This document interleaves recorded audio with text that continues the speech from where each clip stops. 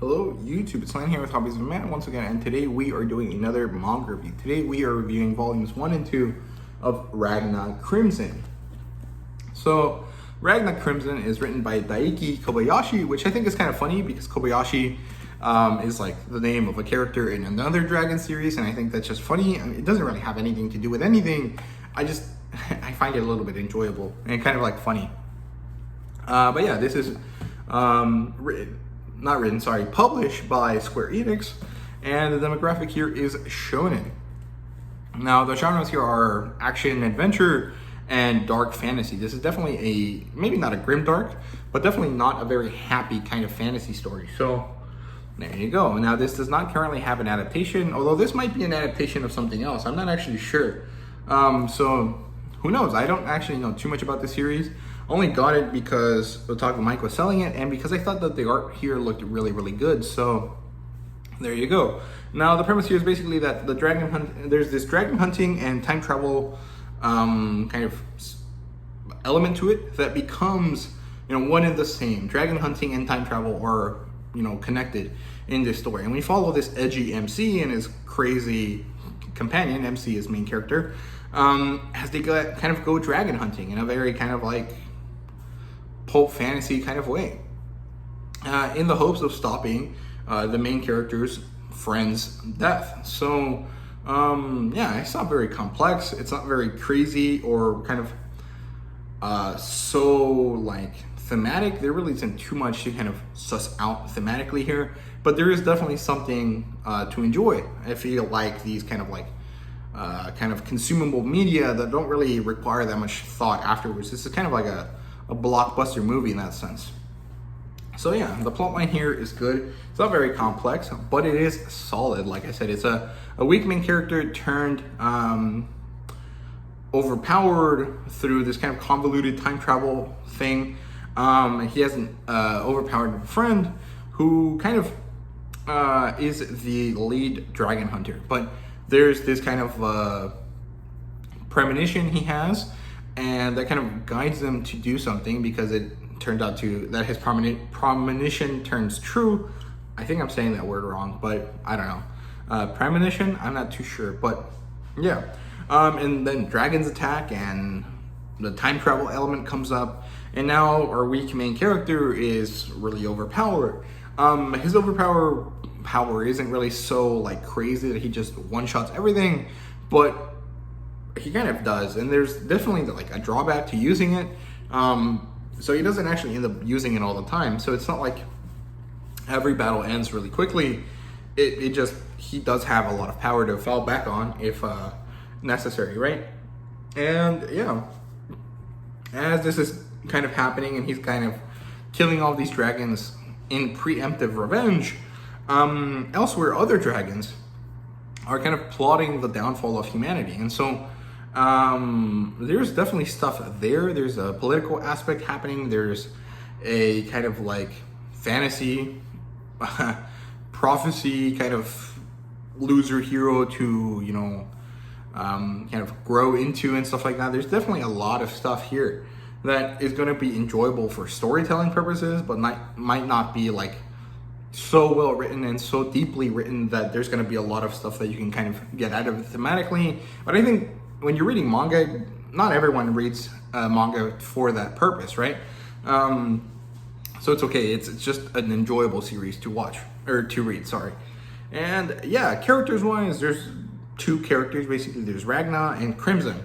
Now Ragna is our main character. He's that edgy guy, that kind of loser character turned overpowered. He doesn't really have too much to him, and most of the interactions he has are pretty comedic, except when he's like monologuing about how he needs to save his friend, right? And then we have Crimson, who is the psycho companion.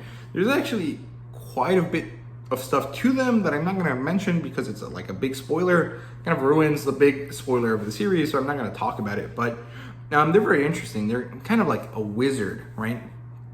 And so we get the swordsman and the wizard fighting dragons, and that's their whole kind of thing. And then we have Leonica, which is the main character's friend. She's like the really overpowered character, the lead dragon hunter. And basically the problem is that she might die if she continues down this road, because our main character can't protect her because he's weak, right? So in order to stop that possibility, our main character becomes so strong that he doesn't have to worry about that. But because he doesn't want her to die at all, he kind of sends her away while he finishes off all of the dragons. And so she's there and she's important, but she's also not there anymore. And like by the end of Volume 1. And so it's like, are they really a character? Are they important? Are they not really important? I'm not too sure. So yeah, that's all there is to it. There's a few other characters, like there's a lot of dragons, but I don't know. I think the fun is kind of learning about the dragons themselves through reading it. So I'm not really gonna talk too much about it. But yeah, world building wise, I think it's super solid. Again, it's very basic elemental style dragons. So there's an ice dragon and a fire dragon and a lava dragon, a plant dragon, time dragon. Like there's all types of like conceptual elemental dragons, right?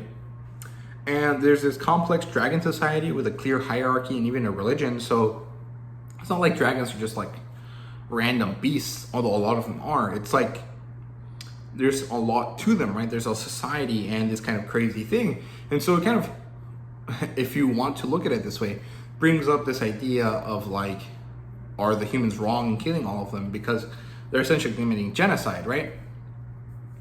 Of a society that exists. So are they right? Are they wrong? Or is it just that the dragons having so much more power than the humans means that the humans have to kill them in order to kind of overcome this possible adversity, right?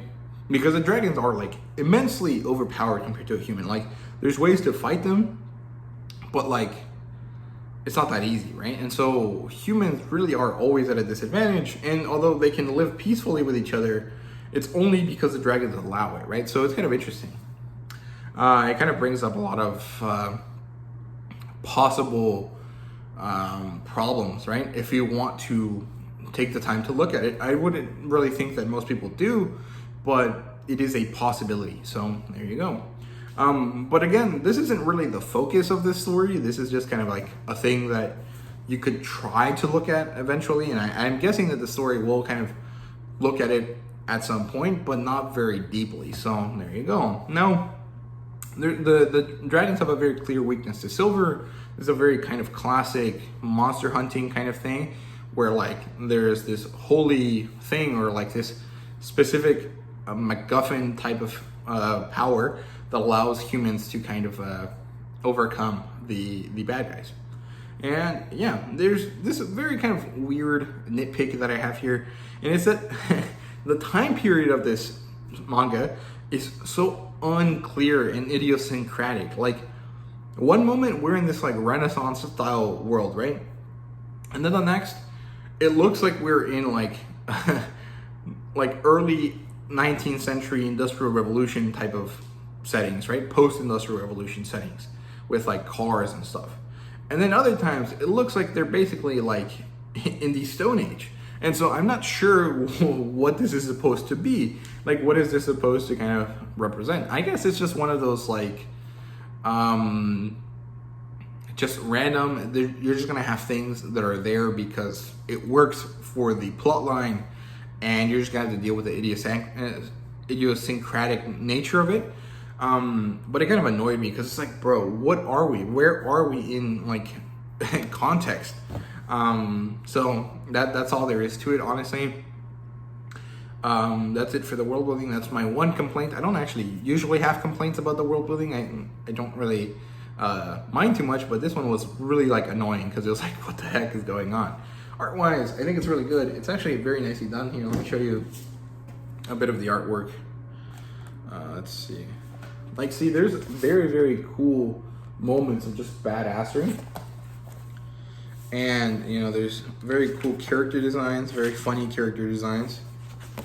There you go. And then Leonica right there. And then there's also really, really badass designs in terms of the dragons. The way they work is very, very cool. Let me see if I can find one.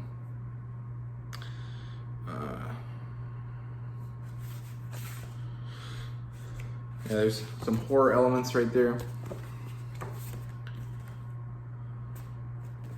Pretty cool dragon there in the color page. Hope you guys can see it. There you go. And yeah, I mean, the artwork is very good. The character designs are really nice. I think Leonica is really funny because she's like a lolly character. And that's always very like classic Japanese humor. It's like, who's the most overpowered character? Oh, make them a little girl. It's just like funny, right? But yeah, there really isn't like too much more to it that I can really say, right? Art-wise. Now, fan service wise, I don't think there's any at all. So there you go. That's pretty good if you are not someone that likes fan service. I think some of the female character designs are really good, but not the lolly one. There really isn't any fan service. So there you go. Rating wise, this is a 3 out of 5, which sounds really mean for what is essentially pretty good review. But the thing is that it's just a turn off your brain and enjoy the story kind of thing. And it wasn't I've read other things like that this month, but those other things were so much better than this. So I can't really give it such a good like a 4 out of 5. A 3 out of 5 isn't bad. Like my buddy Josh says that a 3 out of 5 is like a 1 on my scale. That's not really true. There's definitely worse things. I just am very willing to kind of enjoy mediocre media quite often, and this is more or less what this is. Like, it's good, it's enjoyable, it's fun, but it isn't like very deep. There's nothing very good to kind of find out of it thematically. There really isn't too much else to see, and although it was enjoyable, it wasn't really that enjoyable compared to some of the other stuff in the same kind of pulp fantasy kind of way, or kind of style that I read this month. Like, Bestiarius was so enjoyable. It was in the same kind of pulp fantasy blockbuster movie kind of vibe that I am talking about, but that one was so much better compared to this one. This one really doesn't have too much to it. I think it's just because I don't really find all the characters all that interesting as opposed to the ones in Bestiarius. So there you go, 3 out of 5. I will continue to buy this, which is kind of odd. I usually don't really continue to buy 3 out of 5s. But this one is like good enough that I won't mind buying more of it, mostly because I really like the artwork. So there you go.